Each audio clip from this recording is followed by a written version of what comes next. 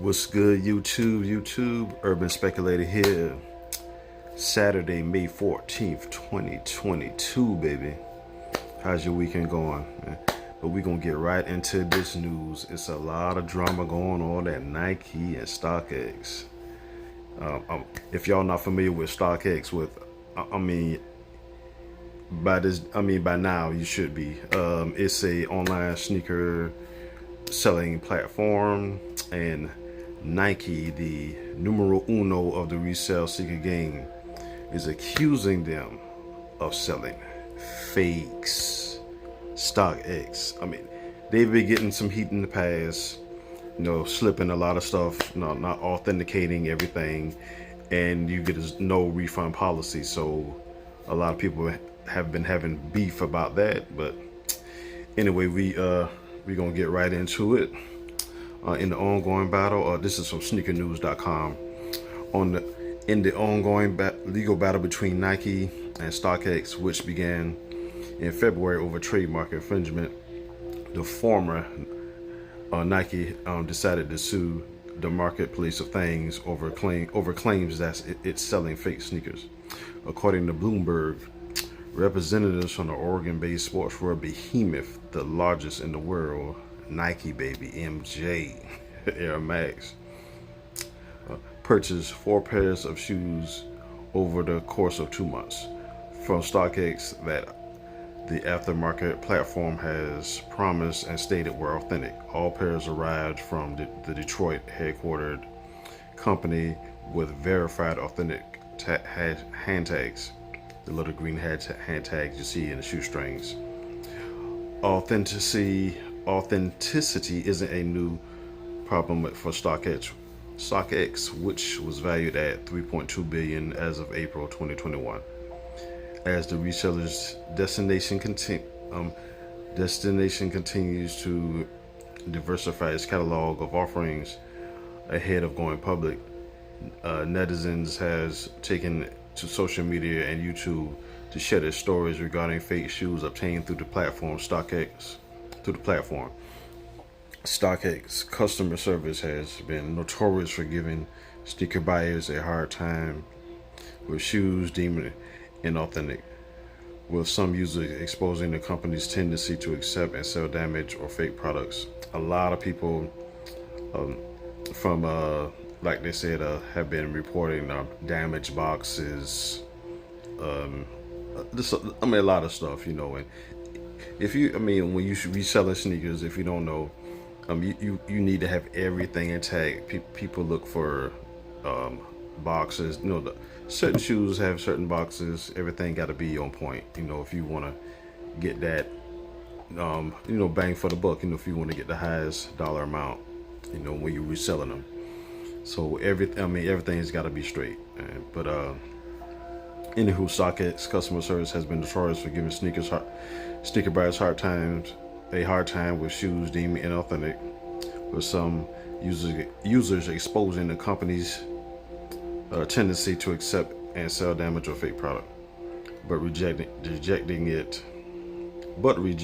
it on another go around. This experiment most often occurs with hype release like Travis Scott, Air Jordan, and Off-White, Nike Air Force One pairs, shoes that presumably bring in a lot of traffic and money to the platform. And as you know, Nike also has their own app, the Sneaker's app, and which a lot of people have been having a lot of complaints about because of the inability to purchase shoes. And Nike has also been accused of backdooring and having executives, sell shoes, quote unquote, allegedly selling shoes. Because you gotta think, these Travis Scotts, the actual retail of these shoes, it's like 100, 150, their regular price, but on the resale market, $1,000 easy. So, Nike wants to get in on this, so that's why they got the Sneaker's app and everything. So, I mean, StockX has its faults, but you know, Nike trying to get. I mean, but the thing I say, I mean, my thing is, this go up on the shoe, Nike. This tax them. I mean, obviously they're paying for them in the resale market, so I mean, this. I mean, y'all see the Travis's is going for 1,400. This retailing for 1,400, Nike. You know, I mean, but I mean that'll just shoot the price up even higher in the resale. So I mean, but I mean, it's capitalism. I mean, you know, try it out, see if they, you know, I mean, they obviously buying it. They're buying them on StockX for that much. So I mean, you don't think they're buying from Sneakers App for that much? But yeah, it's crazy. These sneakers, man. I mean, and if you guys haven't actually seen the StockX app, I mean, I mean, you get video games, you get your PS5s on here. Sony said that they're gonna start producing more PS5s, gonna produce more because they aren't available in the stores. You really can only get them in online platforms right now. Catch them on Facebook Marketplace. They are sold out everywhere, but I mean, it's a pretty cool platform. You know, you can if you're reselling, you know, you come on here. I mean, basically, I mean, for me, I come on here, see what stuff going for. I wouldn't resell it on here. I mean, I would, but you know, you just get a market value of everything. It's like the stock market for sneakers, basically. You know what I mean? So I know these chili reds just came out recently. So you know, if you get some of these here, then you could just, you know, just figure out what they go for and you know what you can sell them for. Basically, you know, it's just a market. So it's pretty good. But as far as with the lawsuit and everything, I don't know. Oh, these are tight too. These are women's only also, and these are tight. So, but I mean, you just come on here, you know, you see what the market will bear or whatever, and you go from there with your sale and everything. But as I was saying, I don't. I mean, this lawsuit. I mean, it could go through, but I mean, it won't affect StockX. Could Nike possibly ban them from selling their product? I don't know. I don't know if they could. I mean, they're really reselling it, so I don't know if that's the legalities of that. But it's just an ongoing.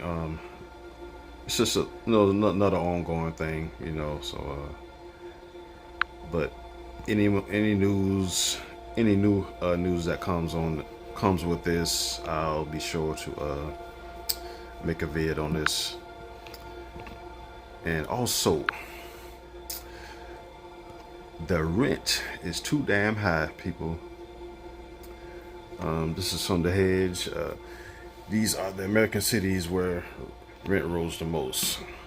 And I mean, if you're alive, if you have a pulse, you know, with the inflation at, I think it's 8% now at the last Fed meeting, but everything is up.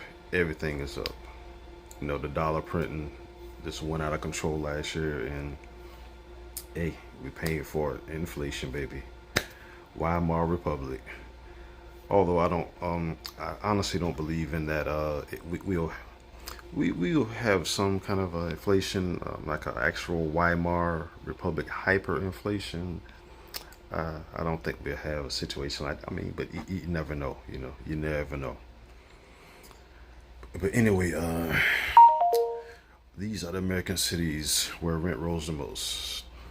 Amid a historic stretch of inflation over the last year, the cost of housing, especially rent, has been one of the most significant pressures of household finances. I mean, it's going up, people. It's getting crazy. Crazy, man. I mean, LA.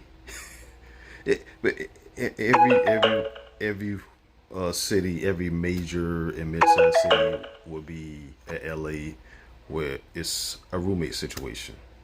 You know, I mean, it's getting very expensive unless you have a really high-paying job, high-paying business, or multiple high-paying businesses. I mean, a single person renting a luxury condo or buying a house just won't be in the cards.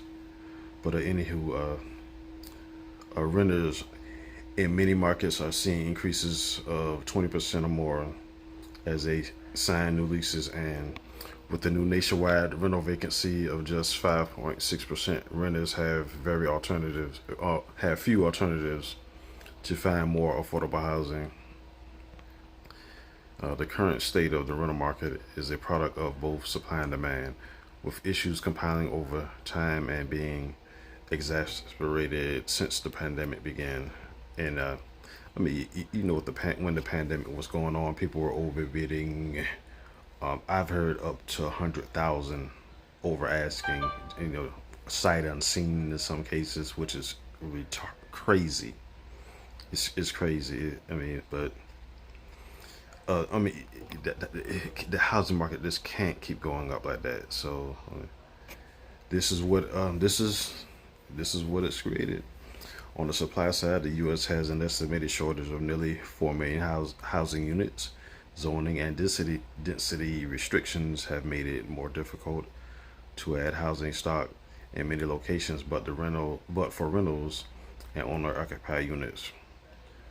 With rising real estate prices, 70% of the growth of the rental market since 2009 has come from high income earners who might otherwise have bought a home, and also hedge funds and private equity firms.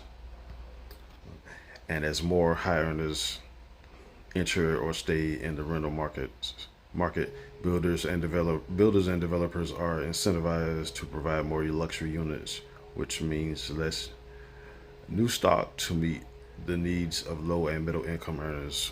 Because I mean, basically, if you're building a home, if you're a home builder, to build a home for 200,000 is kind of the same as a home for 500,000. So you might as well build one for 500,000. You're gonna get more money, you know. And with a build, you know, when you a builder, you know, you gonna get things in bulk and a discount. So I mean, it makes sense, you know. I mean, why build? I mean, there are incentives. I mean, for low income housing, but I mean, until it's more incentives, you know, incentivize more. I mean, and then with the rehabs, I mean, the markup on that, you know, so no, no, the affordable housing it's not going to be no affordable housing. I mean, it's ridiculous, but the pandemic era economy has made all of these issues worse. Meanwhile, these are the small and mid-sized cities where rents have risen the most and the least. And let me see if I can zoom in here. But we got Washington, Cali, Yuba City. So it's coming out a little blurry here, but I mean basically Cali, Washington, West Coast, basically. Utah, Idaho, Coeur d'Alene is like it's going to collapse. That Idaho market is it's not going to be sustainable. But mainly California. Look, Charleston, and North Charleston, South Carolina, also number. That those are the mid-sized metros. Reno, Nevada. So I mean, you got a couple of places in the South, but mainly California. You got North Carolina, also Greensboro. But I mean, from what I'm seeing, Cali, Washington, Arizona. So the rent is too damn high, people, and the sneakers are too damn high as well. This is Urban Speculator, people. This is a little quick one. Well, actually, at right about 15 minutes. Like, comment, subscribe. I'm out.